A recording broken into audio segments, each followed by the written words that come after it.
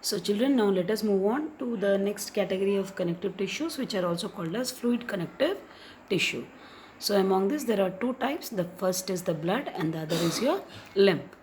Now what is blood?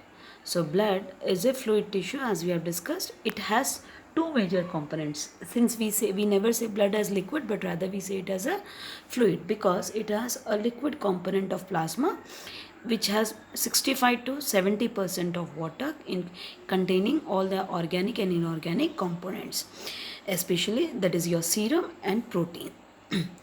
Now, what is the function of this plasma? Plasma helps in the transportation of nutrients, useful matter, that is like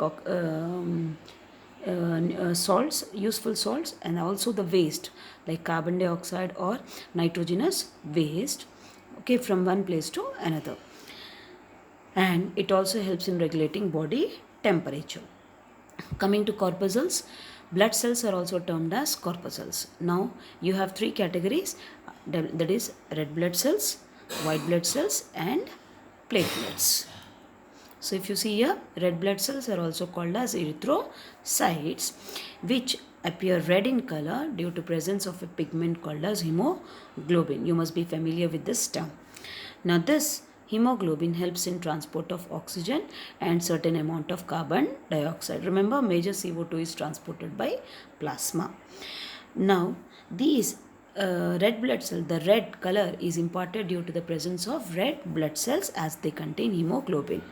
So so it is expectedly the major number count of blood cell in blood is red blood cells. Then comes the next category, that is our WBCs, which are called as white blood cells or leukocytes. Now, depending upon what specific function they do, how their structure is, your WBCs are further categorized into 5 types. We are not going to discuss about them in detail, but remember, all of them have one common function, that is, they serve as a defense mechanism. So what do? They fight against the infections in our body. They destroy the foreign germs.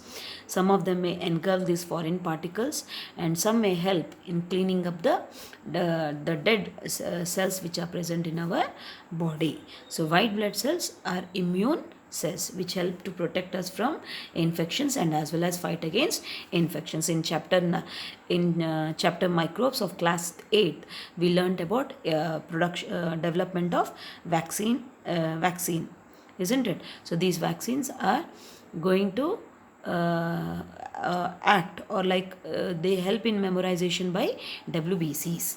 Then coming to platelets. Platelets are also called as thrombocytes. Very often when you have injuries or when you are hurt, it starts bleeding, but the bleeding may stop after some time. This is because the site where there is a bleeding, it gets repaired by the special cells called as thrombocytes or platelets, which help in blood clotting, thereby preventing the further bleeding and repair the leakages. Now, where are these blood cells have produced? Yes, we have discussed in the previous video session. They are produced by bone marrow. Fine. Now, these blood cells, once they die, they are going to be sent either to liver or even to spleen. That's why spleen is also called as the graveyard of the RBCs. So, liver and spleen are the two major cells which help in liver and spleens are two organs which help in disposing of the dead blood cells. So, coming on to the next fluid, which is called as lymph or tissue fluid. Now, this tissue fluid is nothing but the extracellular drained fluid. As you all know, blood flows through blood vessels and through smaller blood vessels called as capillaries. So, through these capillaries, the blood may leak out. When I say blood may leak out, that is the most amount of the plasma contained along with fat, proteins, and WBCs. So this will flow between the spaces in the cells.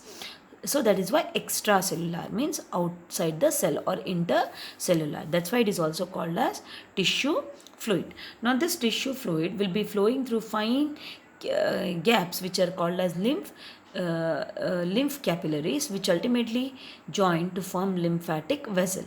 So this fluid which has been drained is again reabsorbed or re-entered into a vein via lymphatic vessels. Now these lymph sometimes gets accumulated in larger portions forming lymph nodes. So remember, there are lymph nodes in our body at various important parts, organs. So these lymph nodes store this excess lymph.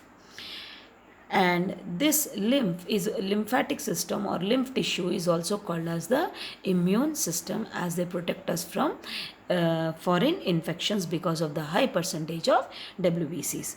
Where WBCs are termed as immune cells, lymphatic system is termed as immune system. So this is about the tissue fluids. Hope you all must have understood.